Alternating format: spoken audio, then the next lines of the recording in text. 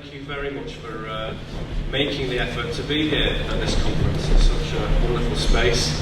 I've spoken to quite a few people already, but I know that quite a few people like myself are here for the first time, and as well as seeing the phenomena that are around us, which James talked about earlier, one of the best things for me is exchanging energy with people. And most of the time people are going through some sort of journey, some sort of unfoldment, and that is really what I'm here to talk about. So the title of my presentation is really to put a question mark on some of the things that we think we know and to underline some of the things that we're just not sure of at all. And the way to do that for me is to draw a distinction between what is outside of us and what is inside of us. And then when we look at both camps, we eventually realise that that distinction can be removed, because there is no distinct unit that separates us from that which is around us. So a lot of the phenomena that we see and that I'm going to talk about in this presentation are actually aspects of ourselves. And so I hope to show that what we're doing here is part of our unfoldment. And what we see in the skies, what we see in the trees, and when we share stories together, that is also part of our unfoldment. And I do have a slight allergy here today, which is unfortunate when you're speaking to a large group of people. So from time to time, I am going to have to take a little sip of this. Okay. Awakening and transformation, that is the title of this conference, and they're words that I very much like. Awakening, I think probably most people have figured out, is not something that happens, it's not a light switch moment, it's a process. And it's something that opens up over the course of 10, 20, 1,000, 25,000 years. The soul's journey through this planet and others. And so I think we all know what that is, and no one's afraid to use that word. I think it's a good word, and I like to hear it said. Transformation, that also is something that comes about when we go through the awakening process. You cannot stay the same when you begin to awaken. You cannot take the same bags with you and wear the same shoes and have the same haircut and live in the same house and have the same family sometimes. Sometimes change is inevitable.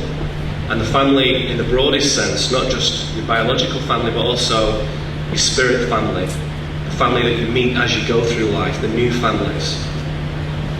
And ironically, it is when we talk about normality, which is going to be a theme of this presentation, which I think will resonate with you. Transformation is the reason why most people don't want to awaken. So when you speak to those people in your lives who are unsure of awakening and who are unsure of any spiritual philosophy, what they're most scared of is the transformation bit, because people will stick with what they know rather than take a risk with the unknown. So as things change, even in ourselves, in our philosophies and in our perceptions, we don't really know what the earth changes are going to look like. Is it energetic? Is it physical? Is it both? Is it extraterrestrial, super-terrestrial, ultra-dimensional? We don't know exactly how it looks. And that is to some extent for our consciousness to shape and sculpt. What distinguishes us from the mainstream is that we are prepared to have the courage to undergo transformation in ourselves. And so this is a very apt thing for what I do in my essays and interviews and teachings and so on, and consultancy work and all that stuff. These are words that come over again and again, and transformation is very important. Now, as I said, not everybody wants awakening and transformation, and just only a couple of days ago, when we were coming, we flew from New York to Portland, and we stayed in a hotel in Portland. And I thought, where is ESETI, by the way? I forgot. I think Pam sent me an email, but I might have mislaid it. So I went to the hotel lobby, and I got on the computer, and I typed in www.eseti.org, and this is what came on the screen. ESETI.org is blocked because it is currently categorized as alternative spirituality, occult. Go back. Go back. Go back to the previous page. And I just looked at my wife and we just burst out laughing, basically. So I didn't go back. And instead I got my laptop out and just did something different, and it was cool. But this is just a nice little light moment to show you some of the control, some of the systems that we have to get through, and some of the challenges we face. And one thing I'm very keen on transmitting to you today, in the most humble way I know how, is that a lot of the demons and the shadows and the dark forces that assail us and challenge us and scare us, quite frankly sometimes, are very much to a large extent projections of ourselves. And I'm going to demonstrate why that is and how that is. And a lot of the issues that we face are really taking control of our own power and claiming our own power. And that, again, is a theme of this presentation. So I'm going to kind of let this flow. Obviously, you can imagine I've got some slides to guide this, but there's some room for movement as well. And then if we finish right on time, we'll finish there. If we finish a little bit earlier, we may open it up for questions as well, which is great. Anybody who has anything to say about this, I mean, it is a bit of a one-way thing, of course, to get the material out there, but please make a note, a mental note, or on a piece of paper, and I'm happy to talk about any of this. I'm here for a few days. Please just come to me, talk to me, whatever. I am doing a workshop on Monday where some of these ideas will be unpacked in greater detail. So there we go. Now, I am very much a lover of language, and I think that it is art, and we can use it to transmit things to each other that are quite difficult concepts in quite a beautiful way. And as the sort of, Eastern Oriental spiritual philosophies suggest, they really are only fingers pointing at the moon. They are not the moon itself. So we have to understand that. But there are some wonderful words, and this is a favourite of mine: iconoclast, a breaker of images, particularly images based on error or superstition. And happily, in this world of ours, the system throws out a bunch of iconoclasts pretty regularly. And these are some that I enjoy. And some of the people on this slide you'll recognise, some you may not. And some of them break images very elegantly and in a very sublime way. And some of them do it in a very aggressive and crude way. And I think that's okay, because some images need to be broken. And some of the people on here make new images to substitute for the old ones. And some don't. They just leave a trail of destruction behind them. And I think that's okay, because sometimes the system needs to be challenged. And part of the beauty of this flow on earth is that it regularly throws up these people. And some of them know very well what they're doing, and I don't think some of them do so well. They don't quite conscious of what's going on. They're not quite aware of it, and that's okay as well. And happily, these people come across all the time through all walks of life, from all different backgrounds, all different nations and races. One of them, perhaps the most gentlemanly of all, and the guy who wrote The Hobbit and Lord of the Rings, obviously, he said, "You can only come to the morning through the shadows." And he embedded this message in all of his key works: Hobbit, Lord of the Rings, the Silmarillion. And although these are considered fantasy works, they do contain a lot of very astute observations from Tolkien, who was basically watching the extraordinary beauty of the English countryside get decimated by industrialisation over the 20s and the 30s and so on and so forth. He was also in the war, and he saw most of his friends die. And so when he writes about battles with orcs and hobbits and all these fantasy figures and so on, maybe he is mapping them onto fiction, but he's talking about something very real. And so his works are imbued with that, and it's relevant and it's pertinent what this man said. And one of the key things with it is this idea of shadow. That the shadow is something not to turn away from, not necessarily to obliterate, but to move through, because it is part of the same whole. Light and shadow are two aspects of the same thing. Now this rather beautiful script here, although it looks Tolkien-esque, is not. As perhaps some of you in the audience will know, this is actually Coptic, which is a late Egyptian language. and this is translated from Greek originals, and this is from the Gospel of Thomas, which is a Gnostic Gospel, one of 52 tractates found buried in Nag Hammadi, which is a little Egyptian town, in 1945. So they were dug up then, they weren't buried then, they were buried much earlier. And this particular text reveals itself to be,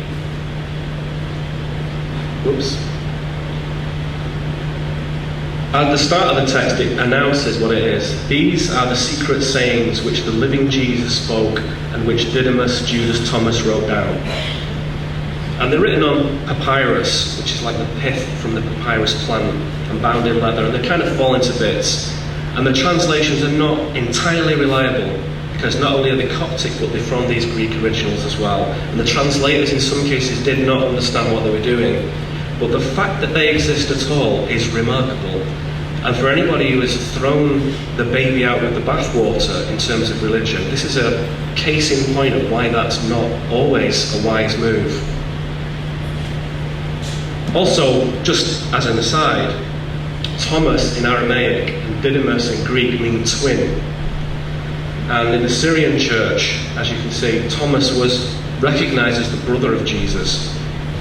And he founded churches in the East, travelled to India, he was widely travelled.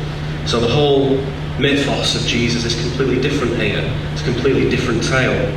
But what's relevant to what we're talking about, and as you can see that a lot of these are recognised from Syria, which obviously is near Egypt, it's near Israel, it's in that whole eastern area, but what's significant from our point of view is this opening paragraph.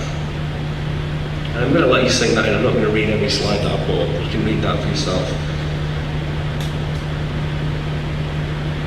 Now what I want to draw your attention to in that is the second part of this. But if you will not know yourselves, you dwell in poverty, and it is you who are that poverty. Now in this particular translation, there's one key word here. I've highlighted it in blue here. But if you will not know yourselves. Now in the other translations of this, it says if you do not know yourselves, which is, quite frankly, a bloody excuse as far as I'm concerned. Not knowing yourselves is a choice. Knowing yourselves is a choice. And there is a distinct piece of wisdom in here, which I think is very pertinent to what's going on. Unfoldment, conscious spiritual development, awakening, enlightenment, all those things are a choice. And they are a birthright, if ever we had one, for all of us. And we have to take it, fundamentally. You can delay it and delay it and delay it over thousands of lives if you want to, but we have to take it. And this points to that. This was written a long time ago, perhaps in about 360 or thereabouts, 370. And these documents were buried when a certain bishop put in place a decree that said any non-canonical writings which haven't been agreed at the Council of Nicaea, burn them, destroy them. And we've already seen this with the Library of Alexandria. Priceless texts were destroyed and lost, some of which were transported to the vaults of the Vatican. I am reliably informed, I don't think they themselves pushed on it, make great secrets of that. Some of the information was not destroyed. The Gnostics, pre-Christian thinkers, pre-Christian indigenous shamanic peoples knew the value of these texts. The Nag Hammadi Library is a priceless find and is well worth your attention. You can buy it as one book for $25, the best money you've ever spent. Now this leads me into what I'm talking about. My lineage, my background into this awakening that I find myself involved in my life here as Neil Kramer at the moment on Earth superimposes these three disciplines over each other: philosophy, phenomena, spirit. These three subjects, these three realms of being, whatever you want to call it. And I think they're all extremely important, because if you solely focus on spirit, you miss something. If you leave out the phenomena, you say, well, I'll just do the philosophy because that's intellectually, stimulating and recognised and academically sealed, approved, then that's okay. But if I mention fairies, people are going to raise an eyebrow, Now I think that all these things, when you put them together, do something very important. It's also worth looking at what the words mean, because philosophy, you think old guy in jacket with pipe at a typewriter or something. No, it means love of wisdom. Philo, loving, Sophia, wisdom. A love of wisdom. And I think that is why everyone in this room is here, because we love wisdom. We are philosophers. We are 21st century philosophers, each and every one of us. Not a word to be afraid of.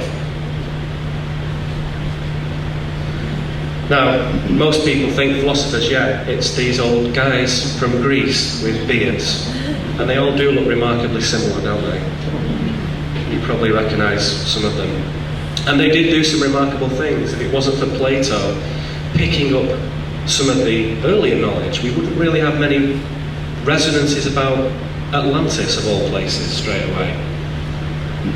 If it wasn't for Plato, we wouldn't have some of the wonderful metaphors we have for the matrix, for the construct. So this dude was well ahead of his time. He was saying some important things that are still as relevant now as they were when they were written a long time ago. And in fact, his works even crop up in the Gnostic library. My introduction to philosophy came through the Germans. Not a very happy bunch of people, they don't look like. Particularly lovely Mr. Radiant Martin Heidegger there on the end. Now you have to get over them faces, okay? Because when you open the books, there is some amazing, amazing stuff in there. And this was my way in, because when I was a kid, I looked around at the world as a teenager or whatever, with my sort of heavy metal and long hair and guitar, and I did this sort of rebellion bit, but then I thought, well, okay, I'll smash some images, but why is nobody interested in what's going on? Why is nobody talking about the splendour of this extraordinary, sacred experience? Why is everybody just lost in this dreary, drab train tracks of normality? And these were the people who initially gave me some very good answers. Very, very good answers. And Hegel, Nietzsche, Heidegger, really, really worthwhile looking into their works. If you've never done it, look at them. These guys, particularly Hegel, was one of the first philosophers that I know of who was not afraid to bring in the divine and the mystical elements into his very, very intellectually rigid philosophies in some ways. And he was very much criticised for that later in his career. But Hegel was fearless. He may have made some mistakes, for those who know a little bit about him, but he was a fearless man, and he had a big heart. And he brought some very, very important aspects into philosophy in the 19th century. Very, very important. Nietzsche, again, super, really, really, twisted by the Nazis. Heidegger, kind of like affected by the Nazis as well. The philosophies were twisted, they were pulled in, they were told to say things and whatever. It's much before Nietzsche's time, but Heidegger certainly, as if when he was the university professor at Freiburg. But the work is important, very important. I suggest you to check it out. The value of philosophy. Freedom of mind. This is what it gave to me. It said, if you can free your mind, famous phrase, Morpheus, the Matrix, obviously. If you can free your mind, then you can do anything. You can jump the tall buildings. You can move through the darkness. You can break the old images and you can make the new images. And this was exciting for me. So I would get these books and I would just devour them and read them. And you have to translate this old kind of slightly esoteric, twisty-turny language. But once you get that filter in place, the text comes off the page, leaps right into you, easy. Philosophy questions the nature of reality, truth and belief. And it examines, of course, human existence itself. The first time I'd come across that, the first people I knew in my life who were purposefully and solely examining human existence. My parents weren't, God bless them. My school wasn't, and I went to quite a good one. They weren't doing it. My friends weren't. Nobody was doing it. And then when I was waiting for people to appear who did it, they didn't appear. They were then in the workplace, working in the corporate edifices and the professional paradigms and so on, and that was it. It was like an afterthought at school, really. So these guys offer kinship in contemplating the profundities of what is going on here. And for some people it starts with books. Books are your friends initially, and they're the best thing, particularly pre-internet, pre-mass communication. These were wonderful things. The relationship between mind and matter, again, fundamental things, fundamental things. Morals, ethics, science, society, culture, all those wonderful things. And they have a great importance in what we're doing here. And some of these guys know things that the mystics don't talk about. They know things about human culture that the spiritual gurus do not talk about. Not because they're afraid to, but because they haven't been immersed in some of the paradigms that these guys have. So it's very, very interesting to look at it from all angles. Spirit, a word we're all probably quite happy to use, and at good measure as well, because really spirit is the thing that drives a lot of what I do. Spirit in the common sense of spirit, and spirit is the thing that is the divine principle behind us. As it says here, the principle of conscious life, the vital principle in humans. And phenomena, so these circles, philosophy, spirit, phenomena. Phenomena, what I'm really talking about is that second thing. Something that is extraordinary. Yes, they are things that we can see, manifest forms, but particularly the extraordinary ones show us something. Now, if you put those together, you do indeed get, if you look at what mysticism is, that's what it is. The experience of direct communion with ultimate reality. And it was perhaps the mystics who synthesized these things, particularly in the 15th, 16th, 17th centuries. The first mystics came out with an awful lot of deep information and published books on it, because before then they were private little publications or whatever, nothing special. Preprint impress obviously rather difficult. And some of these characters come along.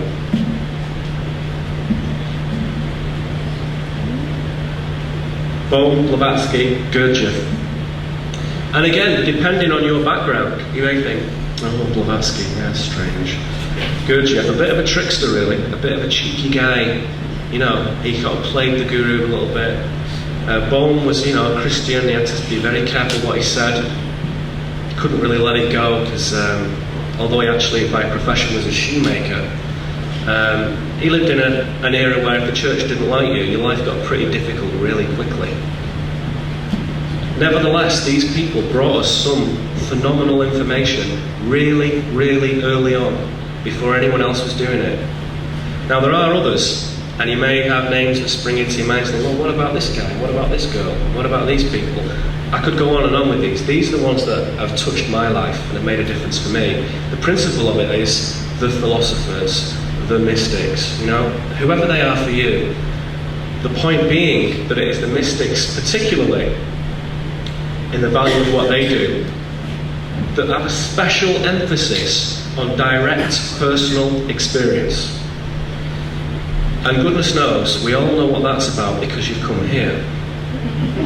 So you have all made the decision to take the journey, to use your resources, your energies, come here.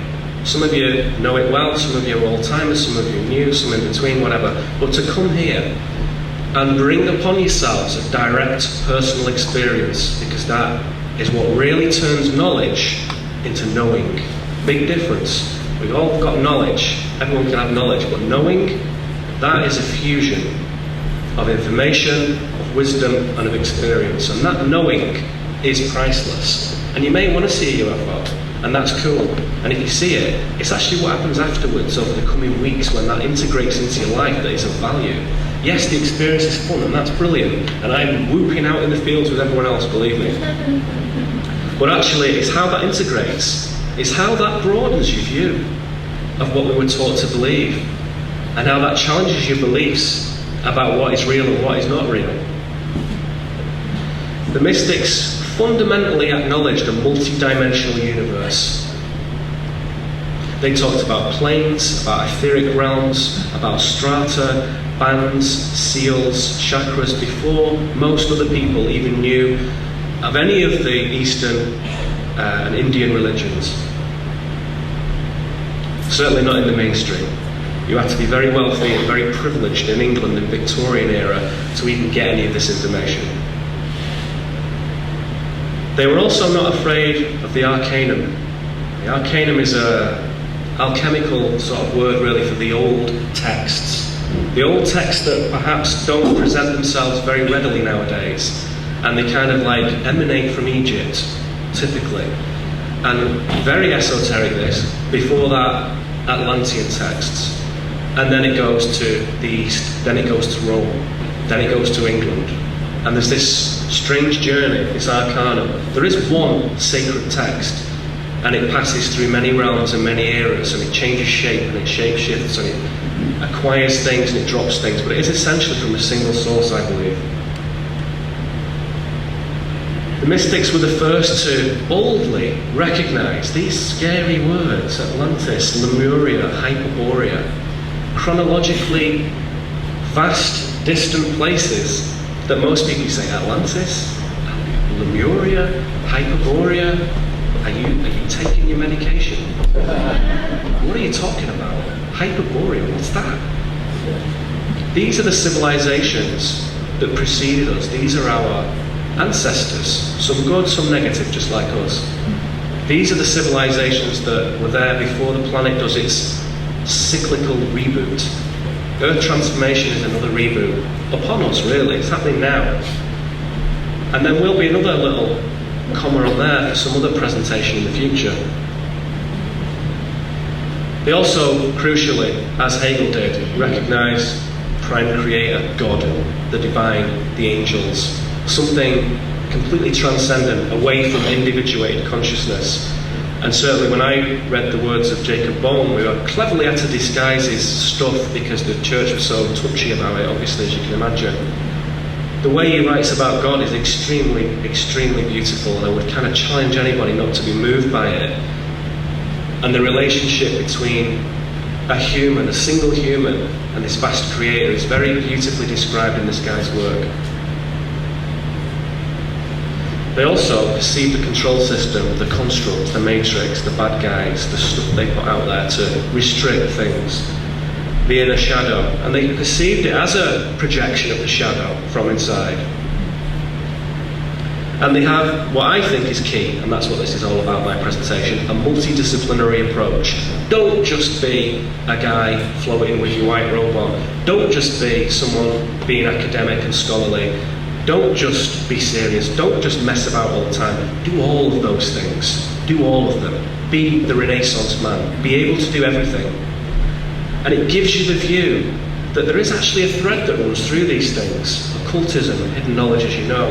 Very important in English spiritual philosophy. Completely and totally sort of conspiratorially turned upside down by one man, Aleister Crowley. It was a bit of a naughty boy, quite frankly. But that word is now irrevocably sort of associated with Crowley. Occultism equals weird, bad stuff. Leave it alone. Occultism is where some of the most astonishing knowledge about our universe comes from. And all these areas can be moved into with great boldness and great heart, because there's nothing to be afraid of. So that is why the mystics are of such great value. Now, this brings us to the key thing here, which is understanding densities, dimensions. And a lot of these terms are sort of interchangeable, and are there 7, are there 14, are there 12, are there 9, are there 144? Probably depends where you are and where you come from as to what that number is. I'm going to go for 7 as a nice figure that properly describes what's going on. And these layers of reality have different terms, and I often say, it's a 4-dimensional encounter. I'll say, well, that's a 4th density consciousness. Or I'll say, well, that's like a 4th plane experience. And you find yourself slipping into these little cultural accoutrements to describe it. But essentially, for me, they're the same thing. A lot of this material is quite challenging. Probably to you guys, not so much, but maybe some of you. I have a little phrase, create the space to receive the signal, okay? The signal is broadcast with or without us all the time. We have to create the space for this thing. And that is a frequency space. And when we talk about dimensions and densities and all this stuff, we sometimes have to make a bit of a bargain, a bit of a contract with our ego. which quietly in the background sits there going, I'm not sure about all that. I need to see it. I need to see things, quite frankly. And that's alright. And that's why sometimes we need a paradoxical experience. We need an abnormal thing to pop up in our lives so we can sit down with our ego and say, right, now you saw what just happened and so did I. And we need to talk about this, don't we? Because we can't ignore it unless we're from NASA. Not all of them, of course. And if we're in the mainstream, we have to ignore it. That's a policy, so that goes without saying. But if you're in the good position of your own making to be free, you don't have to ignore it. You can say, let's figure out what that is then. Because usually, it's a question of pushing a boundary a little bit further out, that's all. You don't have to dust it away, because we kind of all need that just to orient ourselves. Just push it out a bit further. That's what that means when we have these higher dimensional experiences. Now James showed a slide a little bit like this earlier. When we talk about frequencies, it's a very normal thing. We know what X-rays are, ultraviolet, infrared, microwave. You've heard the radio on FM and AM and all that. So frequency is like a way of shaping energy. It's a way of describing a formation of manifest energy. That's what it is, it's vibration. And as you see, as the frequency increases, it moves to a higher space. High frequency isn't better than low frequency. It's just high or it's just low. That's important. So in terms of sound, a sound wave, frequency in a sound wave determines its pitch. That's what it is. In terms of a light wave, it determines its colour. Frequency of awareness determines the density of our being, of what we can perceive, how we can move, how we can participate. So that frequency is something we can control up and down, something we can move. And sometimes it's appropriate to be up there and to be high frequency, and sometimes it's not. Sometimes it's appropriate to be grounded, to eat food, to talk, to laugh, to play music, to sit in front of the fire, to feel the grass in your bare feet. That is low frequency, and that is good. It's important. So the game of this, the game of enlightenment, the game of contact, is being able to move frequencies in and out, to weave them. That's what it means. So we could take a first density, first dimension, whichever, and a second one. We could say the first dimension is things like oceans and rocks, the ground. Second density being maybe the plants, maybe the animals. Third density, us, human consciousness, having free will. And you'll notice, as with a lot of the things I'm going to show you, these overlap. They're not distinct boundaries, they overlap. So if you have had any close, intimate, conscious interaction with an animal that is special, you will know that it transcends the boundaries of normal animal consciousness. It's moving into free will. If you have a particular affinity with some element, the ocean, the ground, the wind, you know, in good measure, in the old days, the mythology of the wind brought information across the land. It could be read as the clouds could. Cloud readings called Neladracht in Druidic lore. And it was an art form, and it was reliable. And it was something that was used often. And now it seems a bit odd, but it wasn't at one time.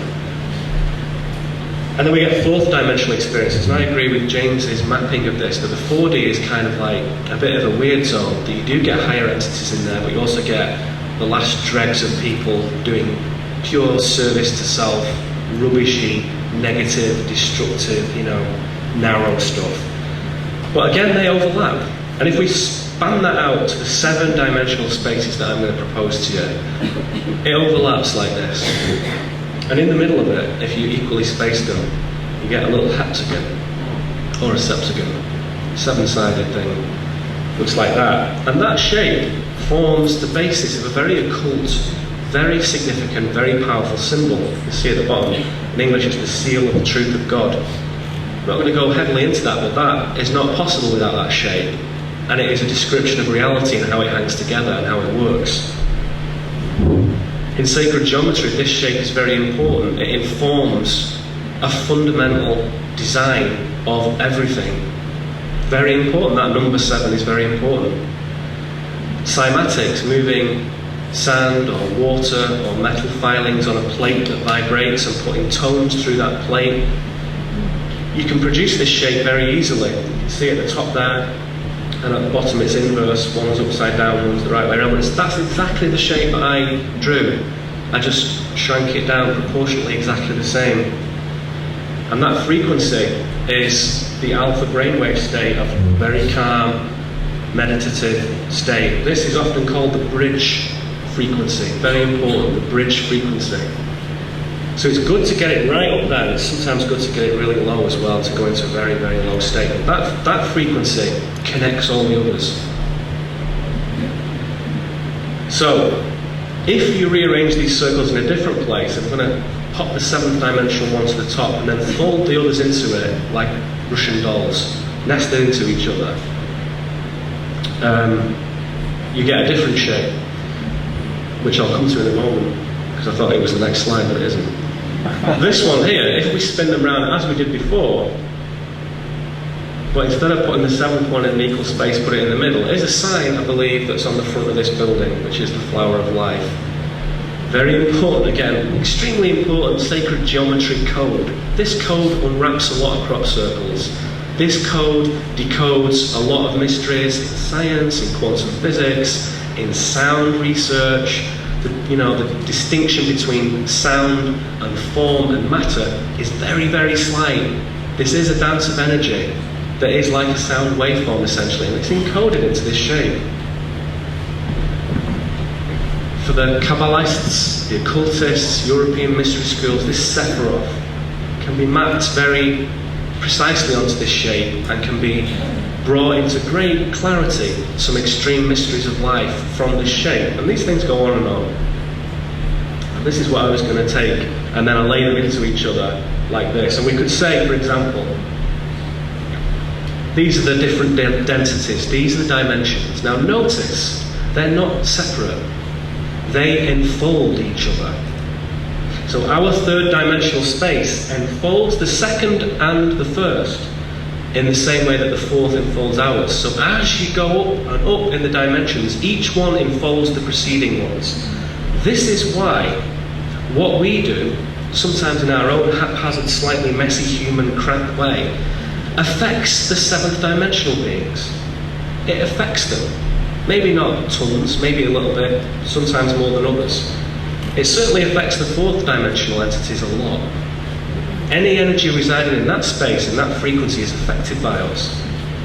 So we could say that we reside here in this 3rd dimensional space. And these are not distinct boundaries, this is a way of speaking. It's a reality model to help us piece this together. This isn't how it is, this is a way of thinking about things.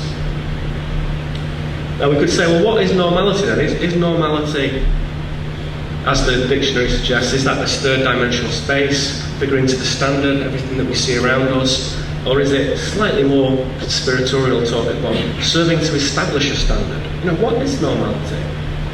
To give a clue to this, T.S. Eliot said, humankind cannot bear very much reality. And so some clever entities thought, well, instead, what we'll give people is normality instead. You say, well, is that then? Is that the 3rd dimension? Is that what's normal? Well, if this is a 3rd dimensional space, the sliver of normality is a tiny, tiny little piece of that. What is normal is somebody's idea, somebody's frequency, somebody's tones and textures within that. You say, okay, well, what does normal look like? In the 21st century, in the West, normal looks like this.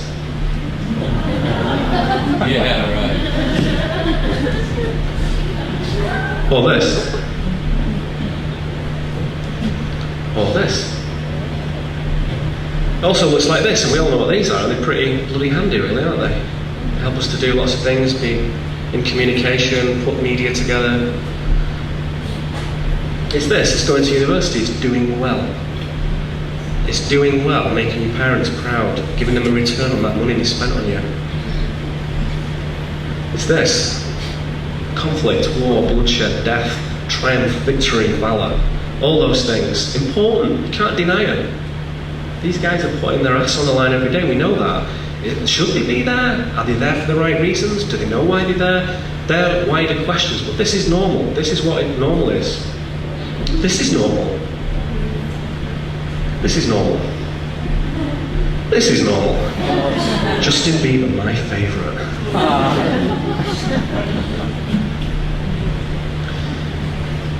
This is the acceptable face of normality for many young people. This is what a lot of young people strive to do, to be like some of these figures here, to do what they do, to make billions of dollars, to be technologically creative and savvy and cool and stuff.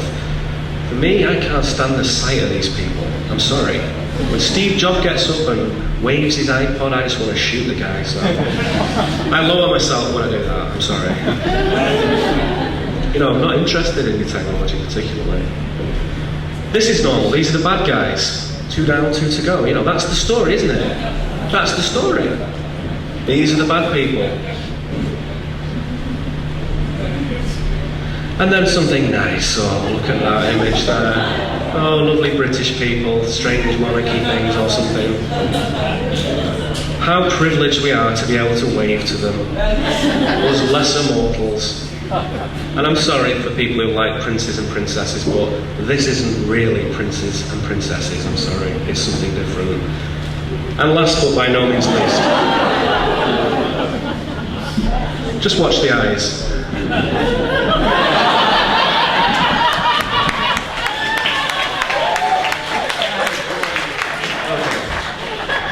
Now that's a little bit of fun. Sarah Palin, she may be a totally nice lady, whatever. The point is, it's what she represents in politics, which is you don't need historical accuracy, you don't need awareness, you don't need statesmanship, you don't need any of that. You need a personality and nice hair.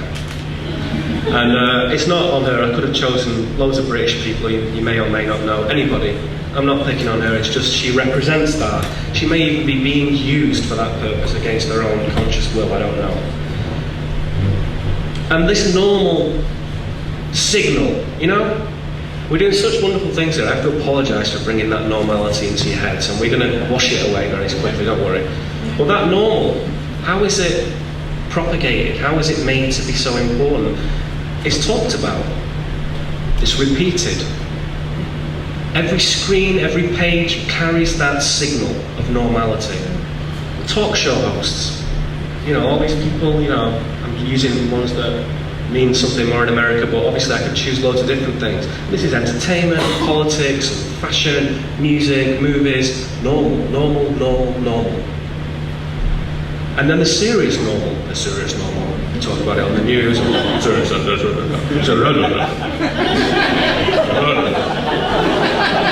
You know, we know that. They have a tone and the tonight at 9 o'clock. You know? And it's just, this is serious normal, right? You know, pay attention, do what you need to do, listen, this is serious, this is real. And people are getting killed, and people are getting blown up, and people are starving to death. It's not unreal, but it's one frequency, and we are not making it. Someone else is. I don't make those images. I would make much better images, and I know you would. This is not our normal. And even the BBC, the last bastion of true, upright, fantastic, open, unbiased reporting. Recently, the BBC World Service commissioned a survey, and only 29% of its own people that it surveyed said, well, it's not really true, is it? That's the problem with the news. We can't really say it's accurate. And that figure went drastically down, 77% from 2005 years to 54%. So half the people aren't buying it anymore. Half the people. What is reputed to be the best news source, the most unprejudiced, unbiased news source, only half the people believe it. And I would suggest, of course, the figure is much lower than that. And this is remarkable, just as a bit of an aside, but when asked to comment on this, an official BBC spokesman said, "It's always interesting to hear people's views of the BBC. However, the BBC News has an 80% reach in the UK. So we know it's not very true, but we talk to a lot of people, so we don't care." So you can transpose that onto CNN and MSNBC and Fox and all the rest of it. It's not real. It's usually not true. And they don't care. So it's very important to be able to detach yourself from that normal signal. And you may think, well, yeah, that's very interesting, Kramer, but what's that got to do with this? If that signal pervades your reality every day, it switches things off in you. It lowers your frequency. You have to begin to move away from this, because if you don't, you can't see very well. It's really important. And there, just a bit of diligence. You know, there's quite a lot of people polled. It's usually only like a few hundred, but there's a lot of people polled. You cannot change the dream from within the dream. This is a fundamental of dimensional dynamics. You can't change what happens in the 3D from within the 3D. You have to move, you have to shift. And the people who are manufacturing normal know this, okay? They know that. Now, I'm not a conspiracy person, right? But there are distinct bodies, distinct societies, foundation, trusts, organisations, groups who make normal. And it's really the institutes and the foundations and so on that do it more than ever. And as you move from sort of left to right there, this is just a small representative sample. Left is where it gets created, right is where it gets enforced. And in the middle, that red shield is the Vatican, by the way. Very interesting, nothing to do with people who choose to practice Catholicism. It's nothing to do with that, not on about that. I'm talking about policymakers at the Vatican. So there are distinct bodies of people, and for those who need to look at the shadow, which I think is never a bad idea, just so you know what's there, look at them. Look at how they create normal. The Beatles, the Rolling Stones, LSD, the 60s, that was a Tavistock creation. Sorry to tell you, it was. Some of you know, some of you don't know. If you're not sure, look at it. Examine it. How can that be? Surely Paul McCartney, John Lennon, not into it. When John Lennon figured it out, we know what happened to him. He was not going to be used anymore, and he was going to talk about it, and we know what happened. I actually saw Yoko Ono 3 weeks ago. She just walked by me, and she was 2 big bodyguards, so I didn't really have an opportunity to follow that up. The people who make normal know this. Picasso puts it very succinctly indeed. Everything you can imagine is real. Everything you can imagine is real. This is what the 7-dimensional model is for. James alluded to this earlier. You learn your chops, you get your shit together in the 3D, and then you move. And as you move up to the 5D, then you move into a creational space. It's no use being in a space where you can create worlds if you've not got yourself pristine, disciplined, cool, balanced. No point in that. So the dimensional ascendant model is there to help us, to train us, to clear us, to teach us. So there is this control system in place. And there are overt groups that we know about, and we can point to, and there are covert groups about that we don't really know much about them. We don't know who they are. And some researchers will go into that and pull some names out and show some documentation on that. It's really interesting. ED, extra-dimensional. My feeling on this is that at the top of that control system, it is not a human presence at all. And every time I look at that, even when initially I didn't want it not to be human, I did want it to be human, it wouldn't work out for me. It's always like that. And there are distinct barriers there. So for people who cannot quite accept it, you can't see the covert groups. You're talking nonsense, young man. It's governments, and that's the way it is. And there's some sort of parapolitical shenanigans that goes on, some realpolitik when we have to discuss missile locations with the Russians and the Chinese, and it's all kind of done behind closed doors. But it's all politics. Politics. Obama, Cameron, Netanyahu, Angela Merkel. These are the people shaping things. No. No. No. They're not. What we're interested in today is what the control system uses to generate normal, and it uses a thing that I call a construct, just my terminology for it. Construct is a very clever thing.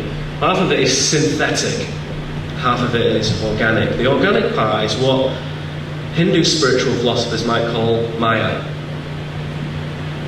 and what the Wachowski brothers would call the Matrix, maybe. And it is an illusory field that is set up to keep us at bay in a way. The organic side of it, though, is there to teach us and to help us. And it's a dynamic, it's an attractor in the 7D holonomic model that says, okay, you will have to learn to ascend. Unimpeded human consciousness naturally ascends through that 7D model. And left to our own devices, we wouldn't have any problems. What the control system did is plug into that with their own synthetic thing, which is essentially the signal of normality, which shuts down the other possibilities. Unfortunately, it's not as neatly divided as left and right like that. It's kind of pretty much interspersed, so it's sometimes hard to tell what is synthetic illusion that is there to constrain one's growth, and what is organic illusion that's there to teach us. And that is a great skill that the spiritual warrior and adventurer, all of us in this room, has to learn for themselves. You can't be given a piece of paper that lays it all out in a table. You have to figure it out for yourself, and that's part of it. And what this system does is it tells humans what to think. Now, if everything is real that can be imagined, the more people that imagine their signal, the more real their signal becomes. And it's poison. There's no two ways about it. And we have to recognise that. If you're conscious, and if you are on your spiritual quest, it ain't going to kill you. But it can seriously impede progress. So what can we do about it? We need to understand the human perceptive array. And you'll notice there's 7 pieces to this, as with the dimensions. Now we know the physical senses, and as I said before, the sort of brain-ego complex wants to rely on the eyes, essentially. It says, well, if the mothership comes down and I see it, and I can walk up to it and touch it, then I'll be much happier in believing that, right? You don't say, well, if I can smell it, then I'll feel bad. If I can smell the diesel from the engine. It's the eyes, it's very important to the brain, the eyes. And as many of you probably know, it isn't really the eyes that see it is the brain. The brain sees, the eyes just throw data at it, and the brain interprets it. Now, frequency translation is not done in those senses, really. It's done through these energy portals, which some people call seals, some people call bands, chakras, of course, and they're very real, and they're part of our perceptive array. And we never taught about these. We don't really learn much about these. Some progressive medicine schools, even in the mainstream, touch on them slightly. But if you study in a scholarly academic place, you won't really come across this. It's not taken seriously very much. You have to do it for yourself independently in your own scholarly manner. And again, there are many of these, and I'm going to collapse it down into the 7 primary ones. And for me, they correspond again to high and low frequencies. So let us not think that the root portal is bad and the crown is really cool. It's not like that. They're just frequency modulations. The Hindus were probably the first to put this down in widely available texts to us that we now have access to. There are much older texts, but they're not widely available, and we don't have open access to them right now. But they talk about these things very distinctly, very specifically, very important. It's not just about healing, it's actually about perception. It's actually about interacting with reality. The best way to model it for me is on the left, of course, you've got the things themselves, and the 3 lower portals connect us to the earth, to the animal kingdom, and to the 3-dimensional space. The middle central portal is a bridge, very, very important, because that takes us to what is above that. And the 2 rows of text, the white text is really what, plain English, hands-on. What does each one do? What is it for? That's what it's for. Forgive me, many of you may know this, but I know some of you don't. And the blue is kind of what you might say is the higher purpose of those portals. What are they actually ultimately there for? Feeling is a perception. When you feel something, you're feeling data, you're feeling information flow, you're feeling energy vibrate. We have to decondition ourselves from the suspicion that feeling is just hormones, it's just survival response, it's just reproductive response. No, feeling is a perception. It's not accidental that that bridge frequency, that bridge portal is located here. It's associated, of course, with the heart. It's not just about heart and love, but that is an important aspect of this thing. You can describe it in this way, really. I like to sort of distill things down, complex things, make them as simple for me to remember, quite frankly, as possible. If you see spirit as this force in our lives, we each have this spiritual, higher dimensional presence at the same time as where we are now, and mind, which is here now. Where those overlap, the emotions show the relationship between the two. When your mind shrinks, because spirit is expanding, we feel depression, anxiety, sometimes illness. When mind expands, as spirit expands, then we feel elation, excitement, enthusiasm, joy. So if you want to think another way about what your emotions are, this is a useful thing to contemplate. You don't need to judge it, just contemplate it, take it with you, play around with it, see what you think. See how it works for you. For me, it works really well. Fear contracts the mind, fear shrinks the mind, and the emotions that go with that, obviously we know what they feel like. Everybody's been afraid of something at some point in time or another. And the joy, again, we all know what that feels like. It's a distinct relationship between spirit and mind, and I want you please to think about that and feel that. So this takes us to the final part of the shadow area before we move on to more enlightening and light-orientated things, which is the dark game. Now, I spoke to Nate before I came here and said, you know, you guys, you're all very light-orientated, dead positive, presumably you don't want me to do any dark stuff. And Nate said, oh, no. Oh, no. We want the full picture, Kramer, or you're not coming. I said, okay, all right, okay. So I think key thing here, light and shadow aspects are the same thing. Solar, lunar, male, female, okay? Positive, negative. Ignore the darkness at your peril, okay? If you don't understand this, when it washes over you, inevitably, in a big way, not just the human little way, but in the big earth changes way, you'll perish if you don't know what it is and how it works. It doesn't mean you'll be extinguished, but if you can move into it, then you extinguish large areas of it as you move through with your light. And it's not such a bad thing. So I want to explain briefly in my language and in my meditation of this, what that looks like. What is the dark game? The dark game is basically restricting people to that. The construct, the media, the signal of normality says, okay, you're only going to be able to fire on 3 cylinders. And that's okay, because you're still going to be able to go out and eat steak and, drink Jack Daniels and smoke cigars. Like, that's what I was doing last night, basically.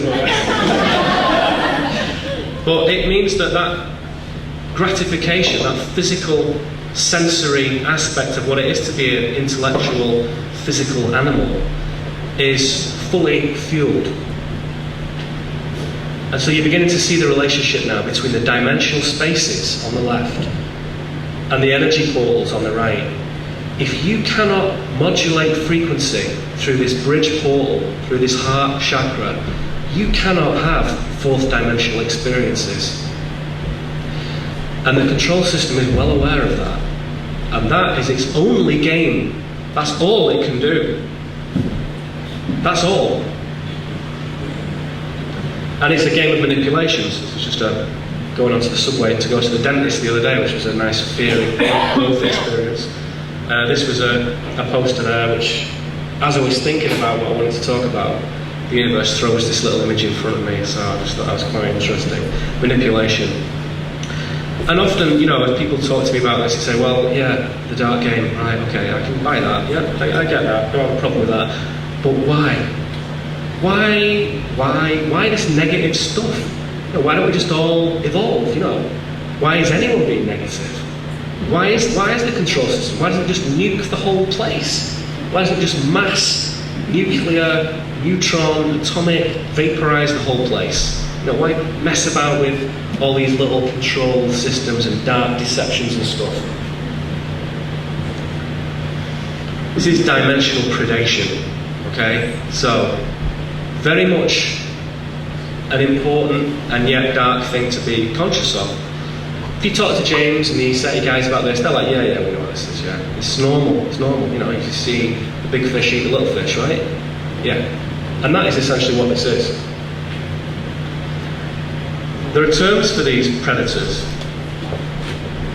and they depend upon your cultural, religious, spiritual background as to what you want to call them. And there are different types of whatever, and for me, essentially, the one I've highlighted in white there, inorganic beings, is kind of like a nice neutral term to say, yeah, there are inorganic beings. And they use consciousness as a fuel source, essentially, for where they are. And they need it. And as I said in various talks and stuff, it's not personal, actually. So anyone who thinks, oh well, it's about me and you, and it's not personal. It's like whales eating plankton in the ocean. It's not personal to the little plankton. Well, there we are, Neil Kramer. Oh, got you. No, it's not like that. They're just thinking consciousness like that. But there's only a specific frequency of consciousness that is tasty to them. Because as soon as you move into higher frequency, it doesn't work. So it has to be kept at a certain space. My formulation of this is that in this model they're in a fourth dimensional space, fourth density, a fourth sphere of being. That's where they are.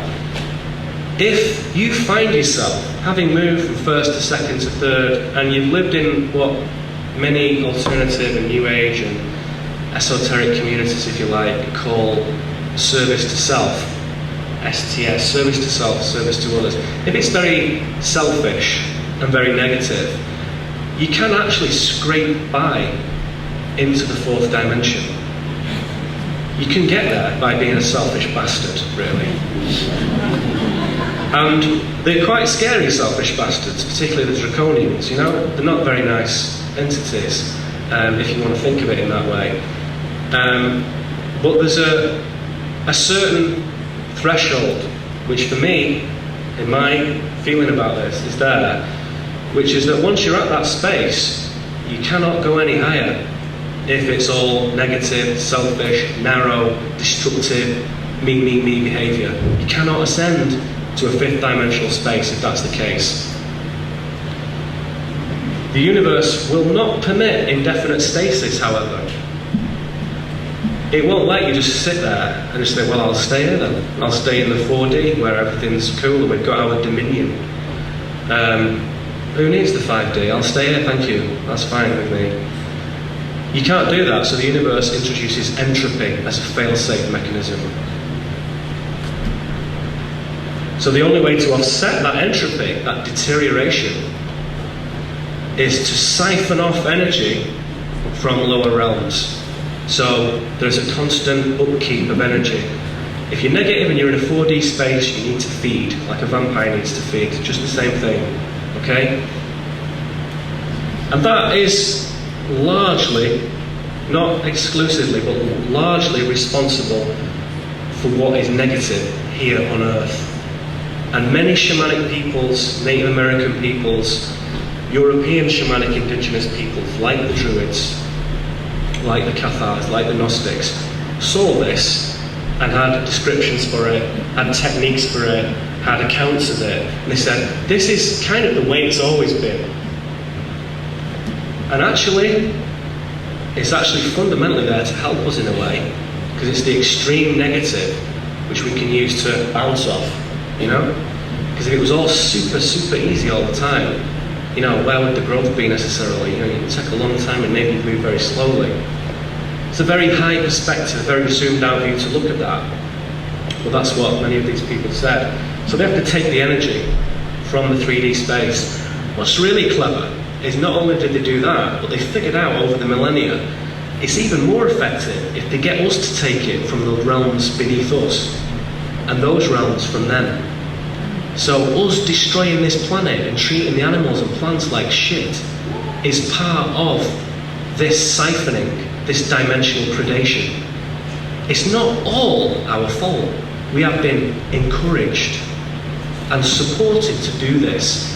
Now, all right-thinking people with hearts and minds would never do that. We're talking, of course, about a tiny few. But that's how it works. So, what is the equation? Portal chakra deactivation equals density containment. Now, on a wide human level, why are 7 billion people fast asleep? Because the fourth portal is not modulating frequency. It's not interpreting reality for them. They're only seeing through 3 of these spheres. They're not bad people. We shouldn't judge them. There's nothing wrong with them. But they have been subject to this containment. And for some reason, we are not. We have broken through it. In these spaces, we come to this place, in this temple, and share our stories. And yeah, there's names and faces, and I came from here and I came from there. But we're all telling this story. We are telling this story to ourselves and to each other. Much of this is done through a spell. Okay, a spell of materialism. And it's seeded, sadly, into our scientific and academic edifices. And that is what makes things like, dysfunctional, this reductionist sort of materialist collapse down nuts and bolts view. It's really archaic. I can't believe it's so dominant, really, personally. But for many people, I'm a nuts and bolts person, I need this, I need that. And essentially, the spell of materialism, we need materialism, but a spell of materialism is different. It's where the whole world is in material form, which is simply not true. It takes that spirit and soul is just nonsense, essentially. And anyone who thinks that is like... And it's offensive, really. It's just pathetic, that kind of thinking nowadays. And yet, again, billions of people fall under this. Consciousness is epiphenomenal, a side product of having a grey, gooey brain in your head. I don't feel that. I really don't feel that. I never have done. And I don't buy it. And if it was true, I would buy it. And then, I'd be knowing what I'm doing and where I am. But I don't. It doesn't feel right. And thoughts and feelings, self and higher purpose are wholly insignificant. They're just biological drives to make you have babies and feed and then die. And we are just biological machines in this view.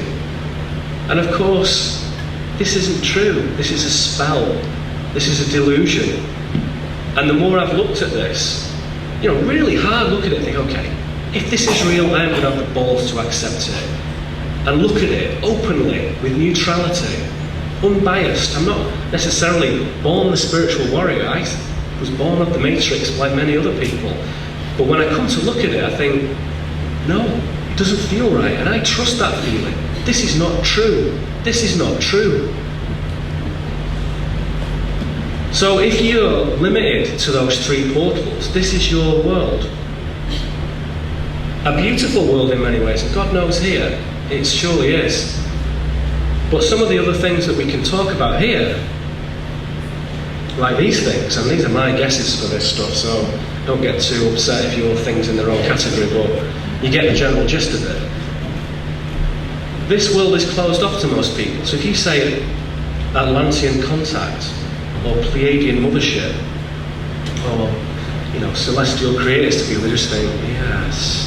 Okay, well anyway, nice to see you, bye-bye. It's a shutdown, an immediate shutdown. Why? Because they're here. That's their world. Understand that. Understand that when you speak to your wife, or your brother, or your sister, or your son, or your work colleague, or your boss, who you think is cool and you like them, but they just don't get it. They don't get it because that portal is switched off. Those worlds are inaccessible to those people. Now, as we said before, these realms are not separated like that. It does actually, in my knowing of this, look like this, more like this. It is a spectrum. And that's why what we do here affects the spaces around, the higher spaces, it affects everything. What we do affects the whole holonomic ecosystem. It's important what goes on Earth. We're not just a little dust ball in the middle of nowhere. It's really important. Another subway sign, as I'm thinking about this stuff, depart from the ordinary. Depart from the ordinary, which again, not something I would imagine most people are afraid to do here.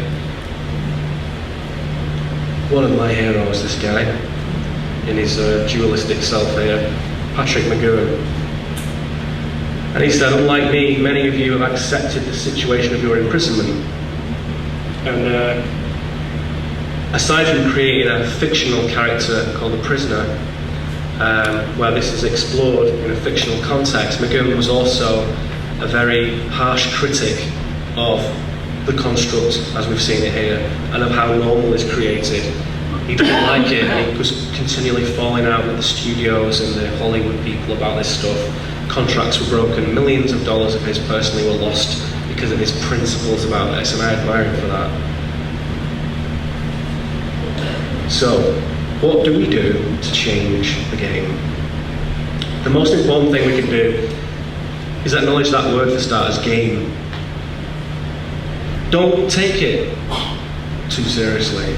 It is a game. The whole of creation is God, is the creator playing a game. Playing a game that is so damn real that it's really frightening at times.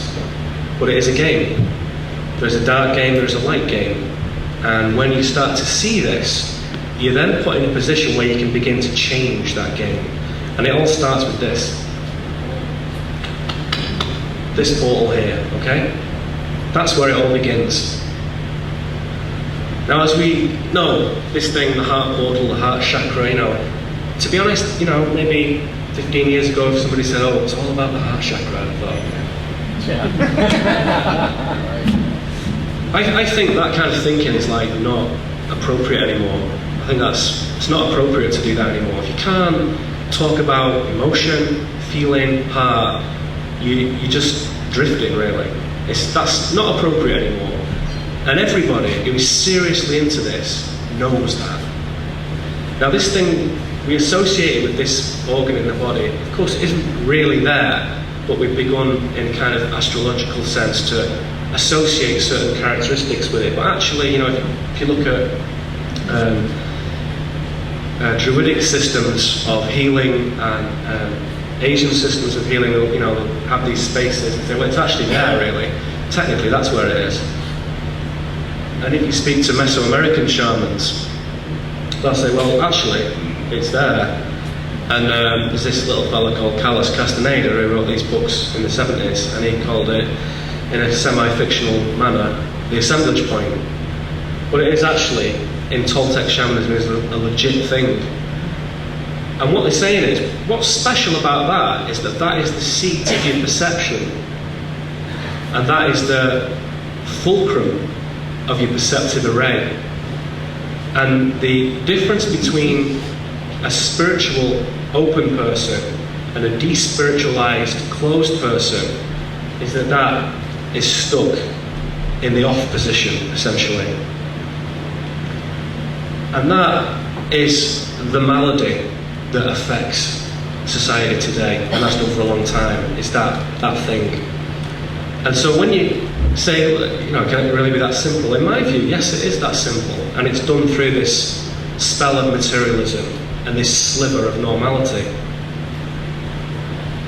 And to understand how we can reverse that, not only in some people that we may love and care about, but mainly in ourselves, because that's where the real work is. You can't really do this for anyone else anyway. And anyone who knows who I am and listens to my stuff, I'm a big sort of proponent of don't really bother trying to wake anyone else up. Support them when they're ready for it, but concentrate on yourself.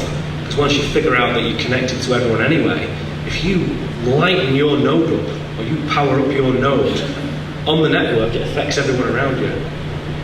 And people may not say it, and sometimes certainly you may not feel like it's having any effect, but your consciousness absolutely affects everyone around you.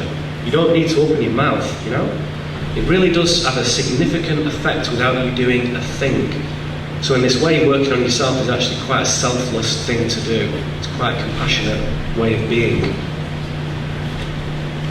So the Hindus in Sanskrit call this anahad. And I love the description of this. Unhurt, unstruck, unbeaten. Yeah? So they say this is a resonance. This is a resonance, like the sound, that it does not need to be hit against a gong, it sounds. But the whole principle of those words, unheard, unstruck, unbeaten, this is a powerful, powerful tool in our array, in our energy system, in our configuration. We've all got it. And it isn't just about love and compassion and all those things, which are excellent, wonderful things, but it's actually chiefly about esteem, self-respect, self-worth. Are you important? That's the question that we have to ask ourselves. And when we say yes, then the spiritual journey begins.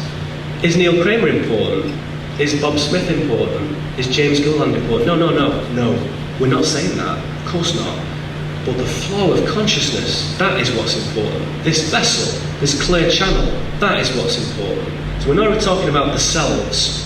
We're not talking about the egos. That's bullshit. We all know that, right? We're talking about the flow of the consciousness. And if we can clear ourselves out and let that move through us, we can enjoy being ourselves and enjoy the flow at the same time. Personally, I think you need a self to orient yourself as an animal in this world. Otherwise, you disregard the journey of the animal. And you may as well go into your hermitage and just disappear from the throng of the rabble, yeah? But if you can celebrate being a physical flesh meat sack, as James so beautifully puts it, and say, yes, I am a meat sack, then you can do both. And so, the characteristics of this are important to consider, and I would put those to the top: esteem and self-respect, very, very important. And they call this the Shatkona, this symbol, which we probably know more readily as a hexagram. And it represents the symbol of union between masculine and feminine energies. Not necessarily gender-based, but the flow of masculine and feminine, which in Western esoteric mystery school traditions was extremely important in alchemy. You cannot perform alchemy, inner alchemy, without understanding what you're talking about, male and female. It's very, very important. So looking into this, it's instructive to see that that's brought high up the list, really. And it represents this supreme cosmic self, and again, Mother Nature, causal matter. So far from just being love and compassion, there's something pretty deep, amazing going on here, in addition to those wonderful things. And it resonates self, but the self which we all share, the self which pervades the whole universe, the self, the expression of self, the creator expressing himself as all these forms, the one self. And I think this is fascinating. It is the first energy portal, the first spinning wheel in this system of energy that is not bound by karma. Okay? So once you start to use that, it's a sign that you've done a lot of work, not just in the 20 or 50 or 80 years you've been here, but all the other stuff as well. And I'll leave that to your thoughts about whether they're other lives or whether they're parallel dimensions or parallel timelines, whatever you want to think about that.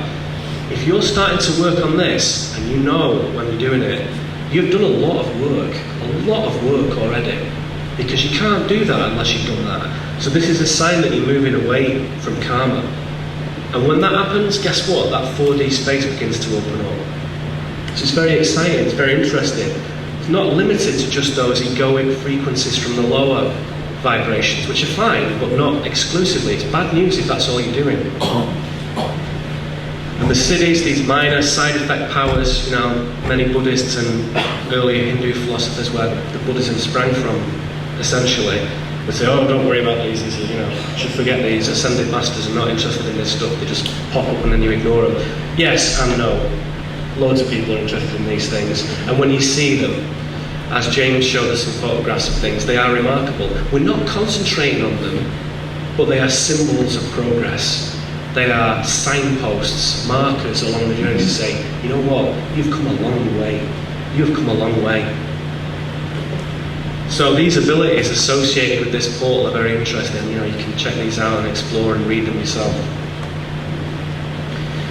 Claiming power, okay? This is the key to this. The whole thing is about claiming power. And I use those words advisedly and sensitively and knowingly. Nobody is going to claim your power for you. Nobody's going to give you it. Nobody's going to prescribe it for you. Nobody's going to drag it out of you. You have to, first of all, claim it. You have to claim it yourself. And you have to stand there alone one day with your 2 feet on the ground and look at it and go, I am claiming my power, and I am going to move with power and with the integrity and the responsibility and the conduct, the fine conduct that demands. So claiming power is a magnificent move in a human being's life.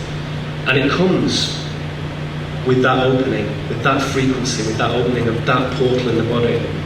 That is when claiming power begins to be part of the journey.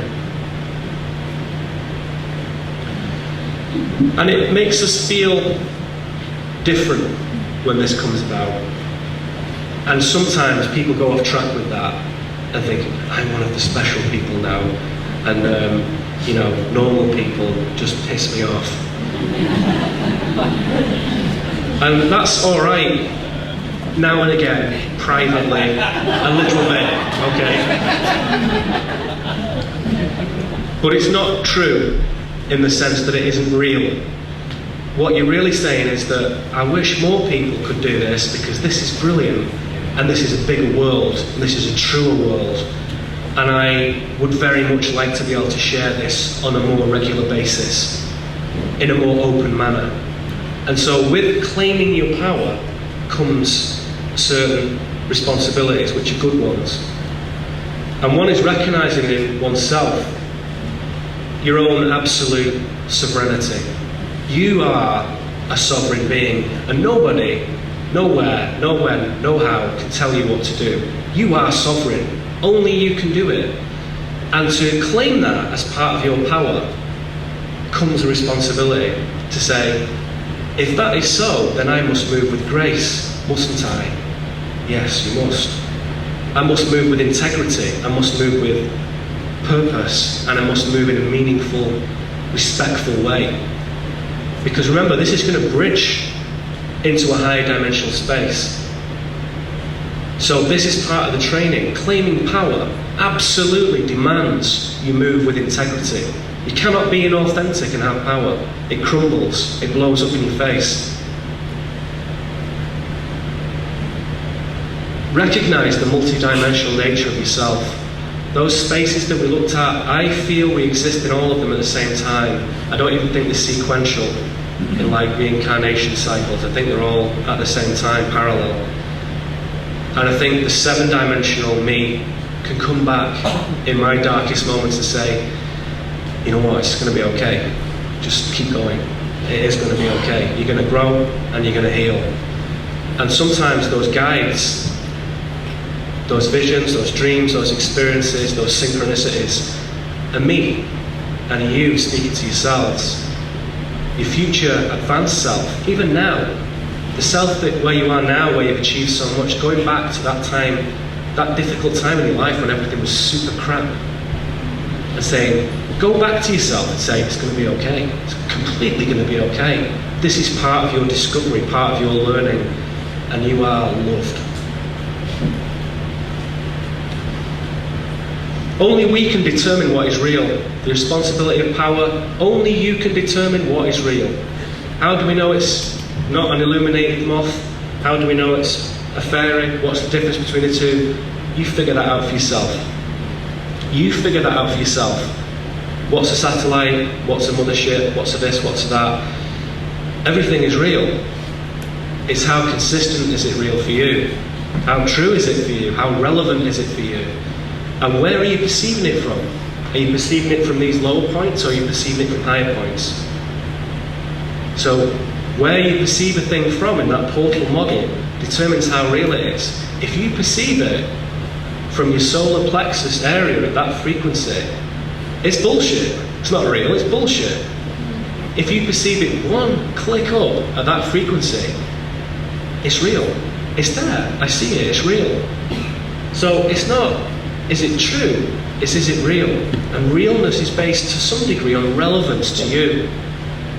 Is it relevant for you to see a fairy? Is seeing a fairy going to help you move into a bigger world and become a better person and grow and stop being afraid of people doing things to you and you discovering your own perceptions, unfolding your own soul?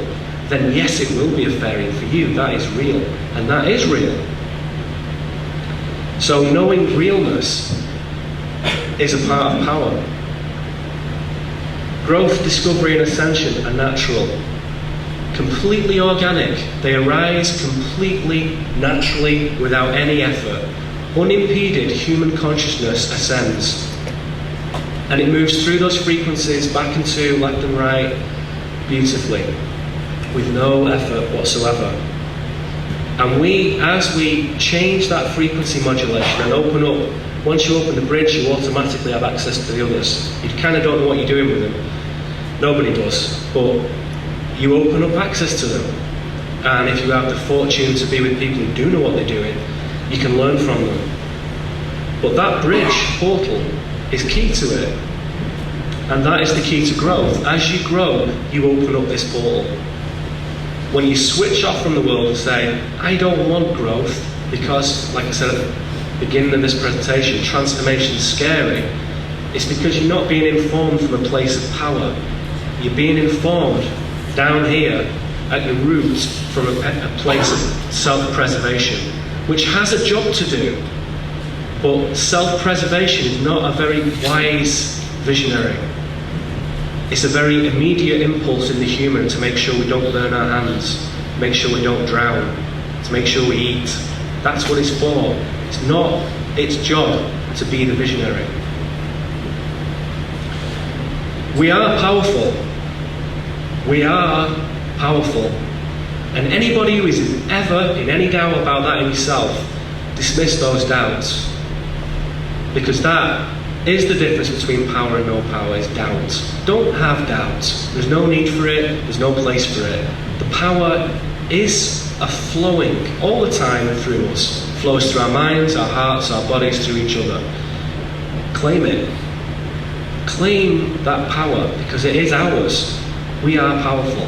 Remember that. It sounds very simple, but in difficult times, it's a good thing to remember and to say. This recognition, this acknowledgement, when we begin this journey of unfoldment, inevitably leads us to look at others, the other people in our lives, particularly those close to us who we care about, who are not on our journey. Everybody's been in the position where you've been close with people who are not on your journey. Some have moved away from that, some have chosen to stay in that, and that's totally legitimate, credible, perfect, whichever it is.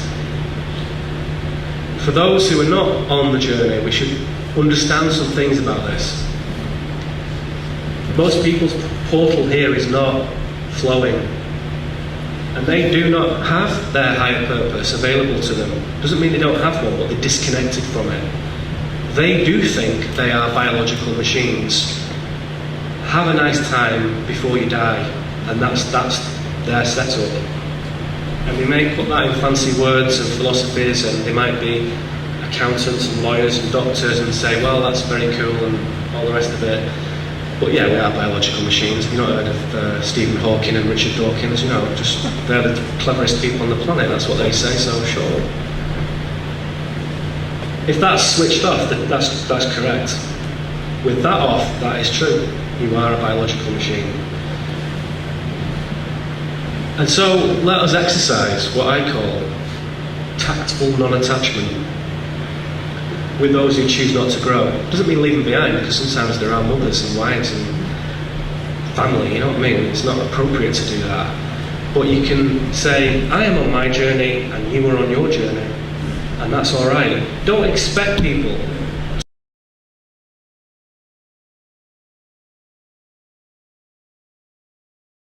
within your power. And from time to time, you will come into contact with other people who are doing that, and they will see you.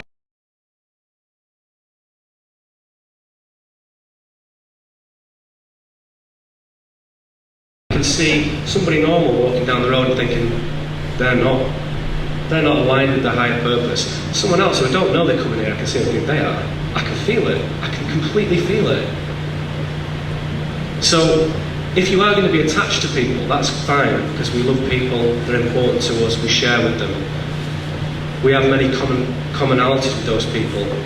But non-attachment in the sense of, if they're not on your journey, is that okay, or should I leave them?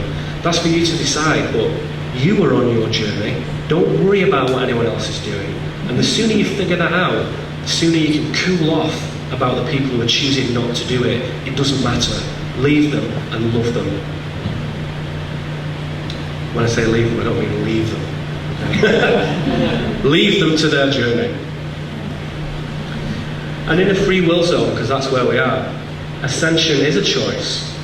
Judging others just weakens us. Judging others will not allow you to move into a place of power. No judgment is required. I can look at somebody in Walmart, some miserable bastard in Walmart,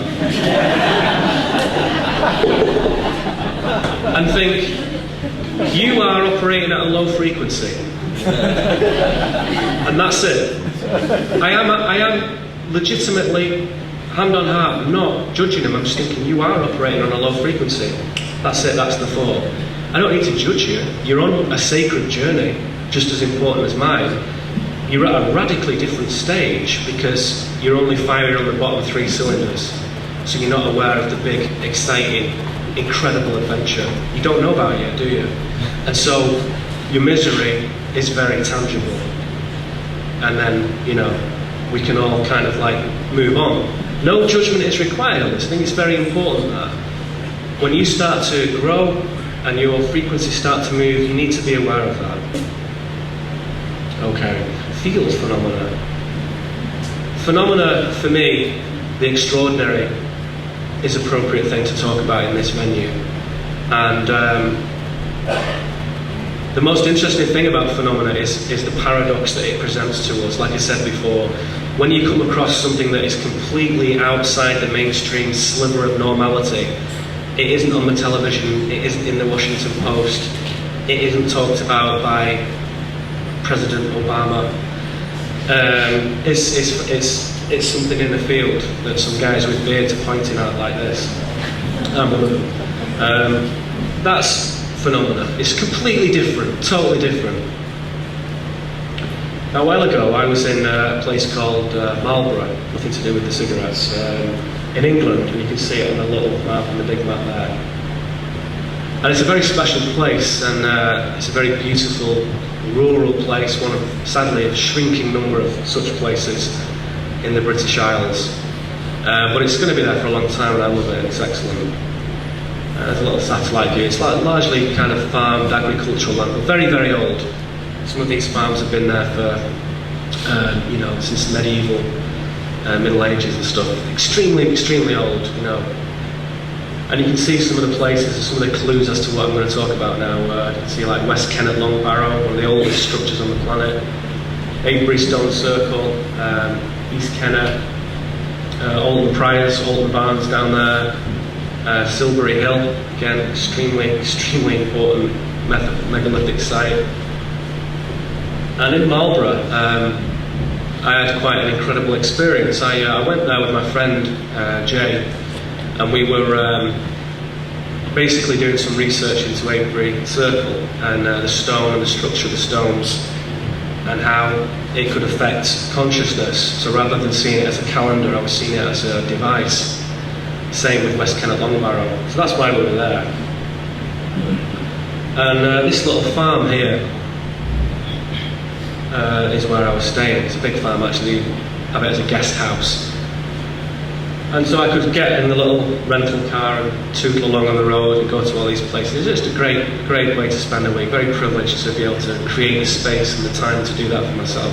Really grateful. Excellent. So anyway, I go to bed there and wake up, and the next day we sat in in the breakfast room with our gracious hosts, James and Deborah. And Deborah says, is that helicopters I can hear overhead? And I said, yeah, I think it is. And we go out, sure enough, there's 2 military helicopters flying over. And there's a spot plane flying over as well, and we all kind of go down to the seal and this field. And it met by an extraordinary sight, this being the day that I arrived here, by the way. Wow. And it was, this is what I feel very personal attachment to this crop circle, as you can imagine. And it is absolutely extraordinary. And for me, it's one of the transformative tools that has made me a wiser person, touch wood. Because I wasn't completely sold on what was going on with these things. I know some are fabricated by men, some are potentially made by advanced tech, by the powers that were, as I like to call them now. And some of it is maybe legitimate. And over the last 5 years, I've satisfied myself now that a large number of these are completely legitimate and absolutely authentic and nothing to do with the sliver of normality. Nothing to do with that whatsoever. And this extraordinary shape, as you walk into it, there's another view of it there. In fact, I'm reliably informed that the people in the little arrow section is me and my friends there, so that's, you get your size of an idea of the scale of these things. It's very beautiful. And as you walk into it, there is a flow, and one of the distinctions between a fabricated one and a real one is that the stalks flow. The nodes are bent, they're not broken, they're bent. And essentially the whole thing is carefully laid down as if someone's crawled around on their hands and knees for a year and woven it. It's incredible. And it flows like reeds in a river, really. And this was a fresh one, really fresh. Another distinction between genuine and not is that all the hairs on the back of your neck and arm and whatever stand on end when you walk into it and it crackles. It's a really fresh one, you can feel it. There's no kind of bones about it, no ambiguity, no ifs and maybes, no vacillation. Something has made this and it's still fizzing, okay? So the reason there's no one in here is because we were one of the first people in it. And there's my foot. And this flows around, you can see it flows around. A lot of you may know a lot about these things, some of you may know nothing. But they are very beautiful and very extraordinary. And they teach us a lot about what's important, and I'll come to that in a moment. And they have right angles, and they are filled with sacred geometry. They are filled with wisdom. We're filled with star maps, filled with spiritual wisdom. And the circles, I understand, are never perfect, even in these, but they are visually perfect, shall we say, and very, very beautiful. And there I was going around with my camera. My friend had a video camera, I had a still camera, and I had like a little screen on the top, and I was just walking around at waist height, just taking, dozens and dozens and dozens of pictures. And I was snapping away in the field, and then in one of the pictures, as I got back later, I saw this. I showed this to my friend, and I said, "Is that lens flare?" And he did some analysis about what is where and what is not where, and he said, "No, I don't think it is." And it was extraordinary, this thing, and I sort of catalogued it and thought, this particular thing I didn't see with my naked eye, you see, it appeared on the thing, because it was outside of my vibration at the time. Because one ironic thing that happens with these crop circles is, you're so excited that it sort of shuts you down into your lower frequencies. And so you have to sort of approach it as if you would walk into a very sacred building with a little bit of reverence and a little bit of composure. If you just run in and go, woohoo, this is brilliant, some things slip you by, yeah? There's nothing wrong with, a bit of jubilance and so on, and like I said before, you should have seen me in the field here last night, but if you can walk in with composure and hold a space, I will probably have had a visual of that with my own eyes. So this is extraordinary, and I thought, well, this is incredible, I'll have to share this and talk about it. And indeed I did. I spoke on various programs, radio programs, interviews, interviewed the farmer and stuff, and we talked about this, and he got me to one side and said, "You didn't make this crop circle, did you, Neil?" I said, "No, James, I didn't." I said, "I wouldn't know how, and I wouldn't." And the other funny thing is, of course, this guy is just a brilliant guy, by the way. Super, super guy. Modern, brilliant, open-minded farmer dude. Just brilliant. And a lovely family.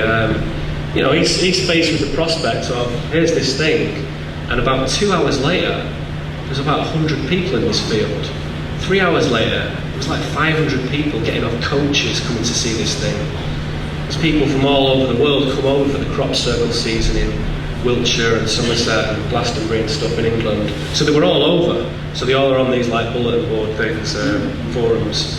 It's like, right, okay, there's one at Ogbourne St Andrew, and bang, suddenly loads of people there. So I'm stood with James, walking in the field, and there's like, tourists just tramping over it. But fortunately, they tramped within what are known as the tram lines, i.e. the lines that the tractors lay down when they plough the field. So most crop circle people are very respectful of the crop, which is very important. So anyway, it was a great day, and I went back to my room that night. I was sat there thinking about everything. Very nice room, sat there on the little chaise there, contemplating this, thinking, wow, wow. We went to see the megaliths, and I know about the crop circles. I'd already been in many, but not that fresh, not on the field that I was in. And I'm sat there, here on that thing, and as I go up to switch the light off, this is just an artist's rendition you'll see now, this thing glows right in the room there, and as I looked at it, it then flitted up across the ceiling and went straight through the wall. And again, these are experiences that are real for the person who's there, and I wouldn't ask you to think anything of this other than listen to the words I've told you. And so that kind of disappeared, and it was just extraordinary. And I just thought, well, what a hell of a day that was. That's incredible. And the next day I went down I told my friend Jane, it's like, holy shit, that's amazing, and all this stuff, and it was cool. And then the next day we went downstairs, and I said, do you think I should tell them? Because they've already had a shock, really, haven't they?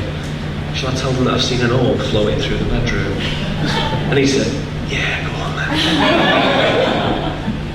So I said, Deborah, I said, I've just got to tell you this. I said, I know we've had quite a day yesterday, but last night I was laying in the bed, and she went, and you saw an orb? I said, yeah. She said, everybody does. I said,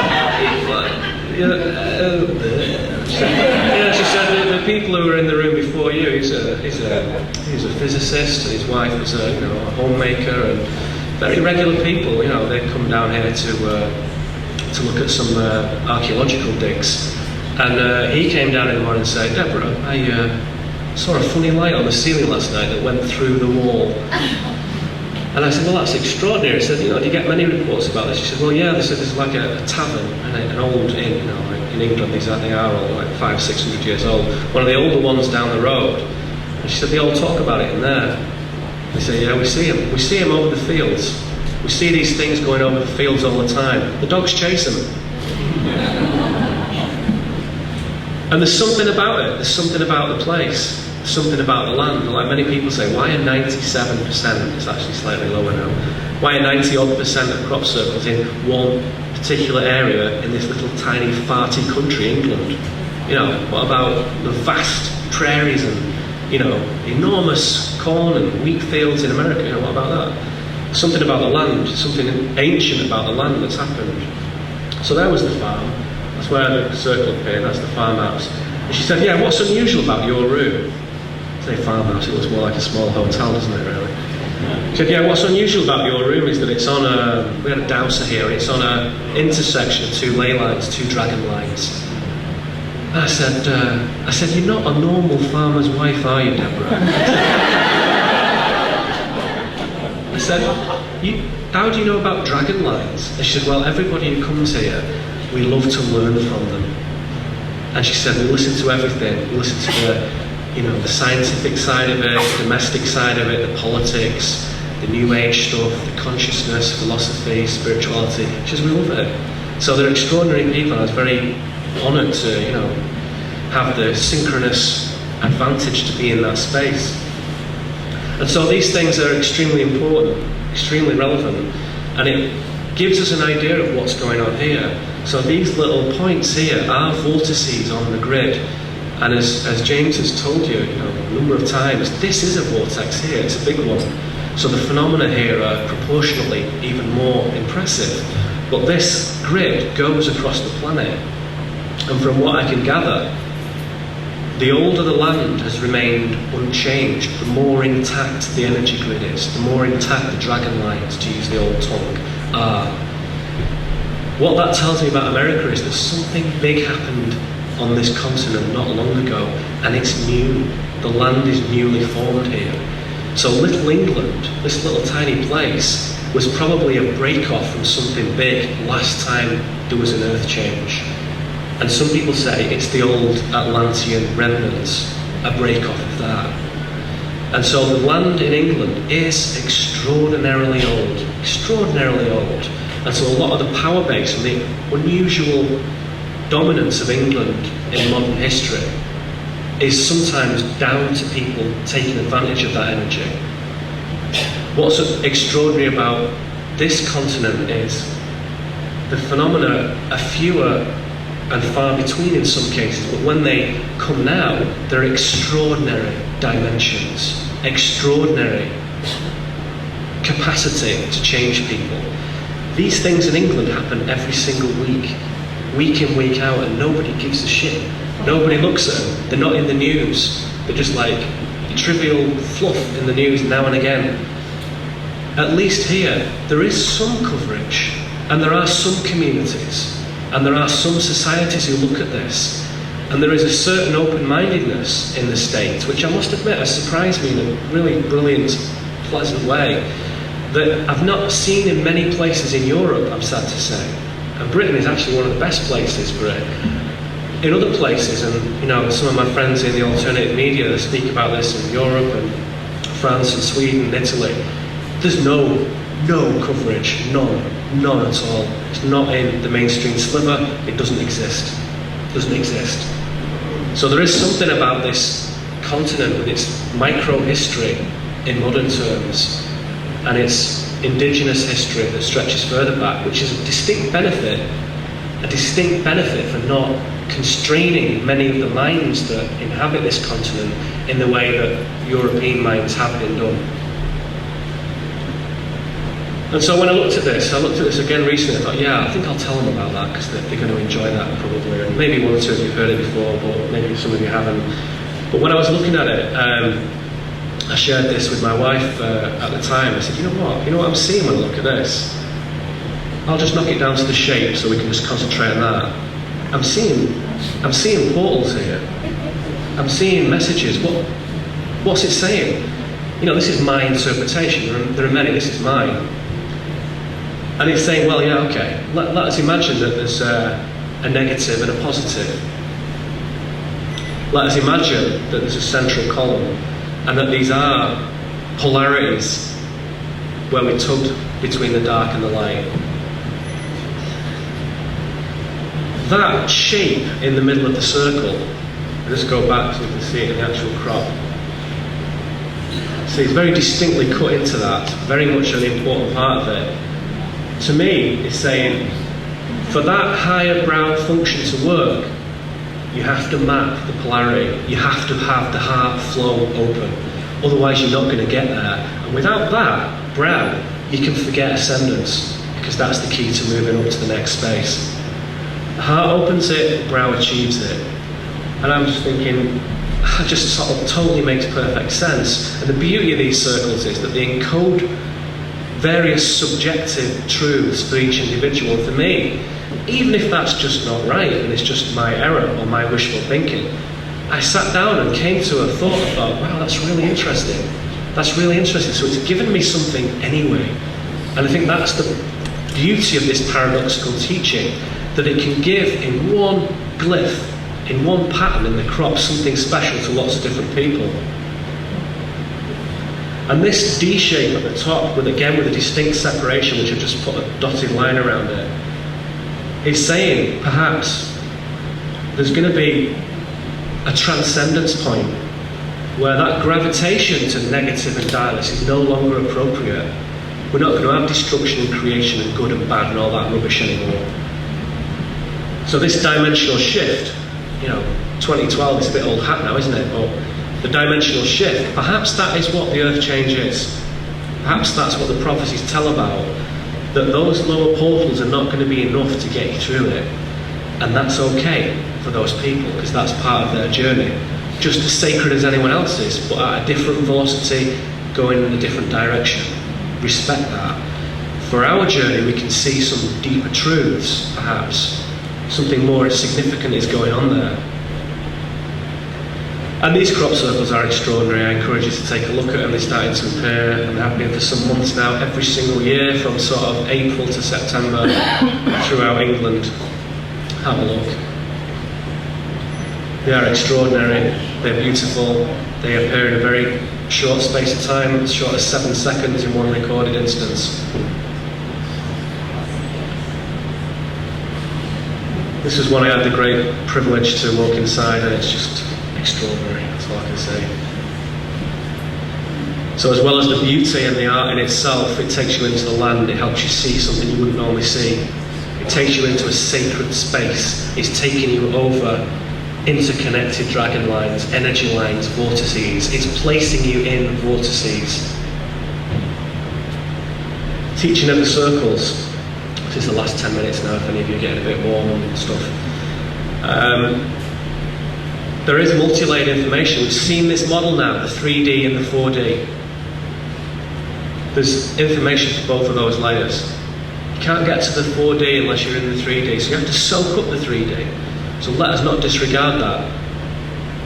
This is 3D data. Some researchers solely focus on star maps, technology, charts, history. Very important. If we don't know where we come from, we can't truly know where we're going. This needs to be done. So does this. The sacred geometry of those circles embedded within them. Highly relevant spiritual wisdom for where they are. These circles often say, okay people, we know you're going through it right now.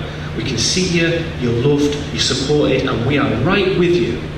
If you look at those circles and you know what to do, and you know how to code them, you can see that. For me, a big one is that it challenges our brain impulse to say yes and no, true and false, real, horseshit, It challenges that, and it says, no, the world doesn't work like that. It's not a digital world, it's an analog world. It doesn't work like that. Relevance, truth, realness is subjective in some ways. Very important. Contemplate that for yourself. Contemplate that. They do offer an opportunity for expansion for anybody who is making their conscious unfoldment their business.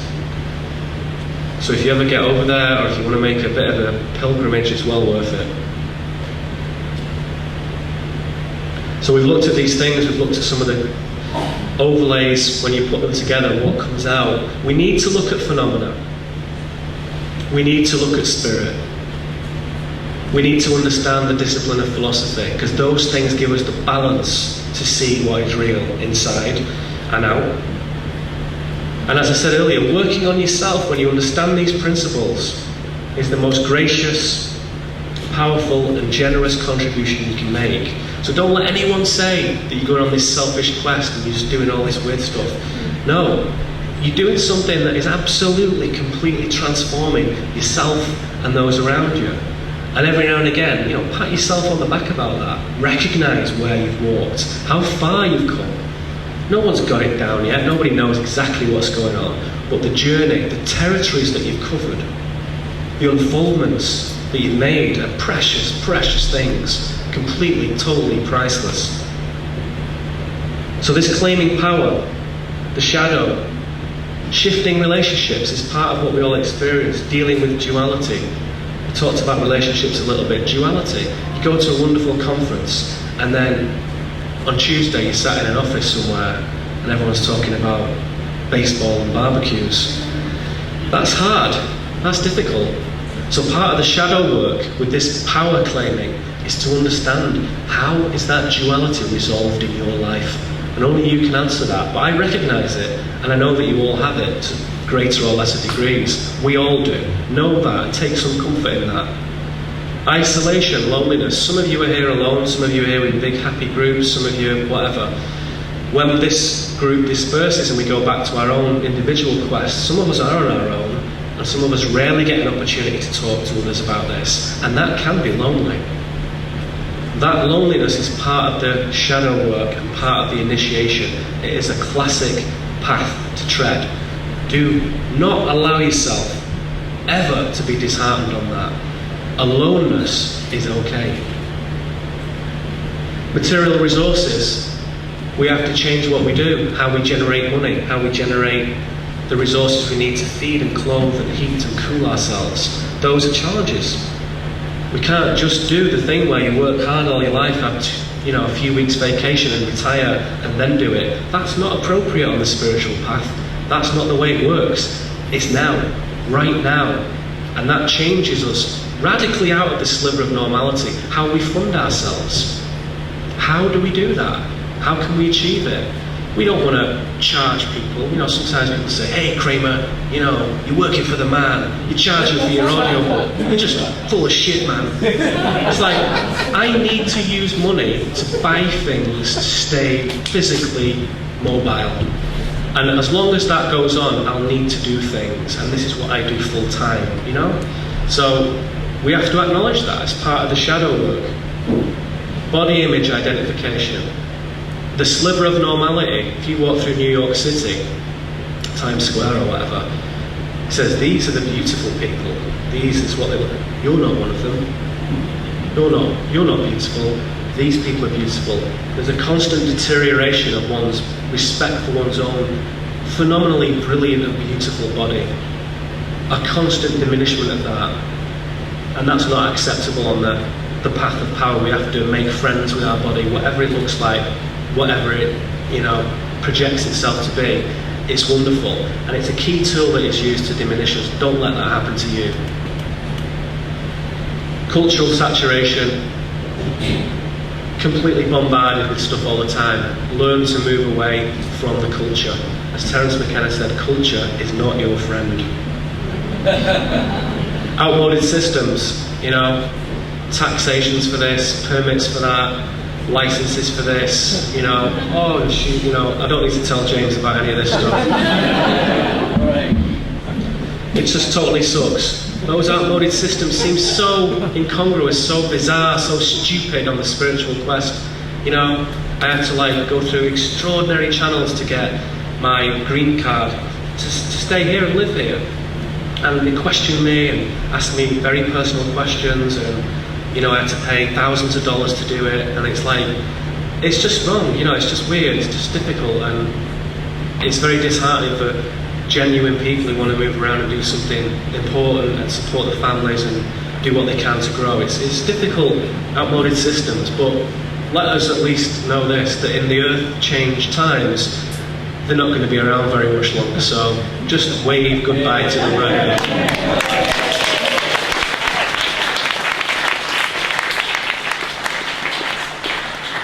New relationships will arise in your life on the path of unfoldment.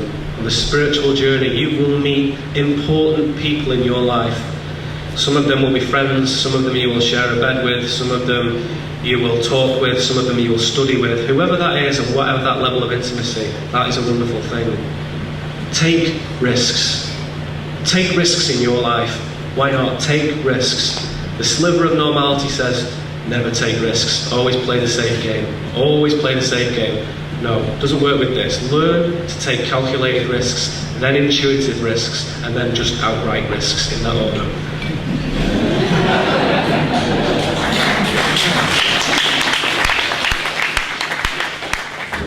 Express your uniqueness. There is no uniqueness in the normal world. In this world, uniqueness is beautiful and is extraordinary. And every single person has something exceptional to offer. Every single person. Precious aloneness, like I said, aloneness is a wonderful thing in a spiritual path. Make friends with it. Sublime intimacy. How precious are the moments where you get that connection, that deep connection with somebody who can see you and who listens to you. How precious is that? Be grateful, soak it up, give it back. Creative unfoldment. Make sure you create things in your life, whatever it is, whether it's words, paintings, music, art, research, books, tapes, conversations, fires, anything. Create something. It's part of our heritage. We should be doing it often.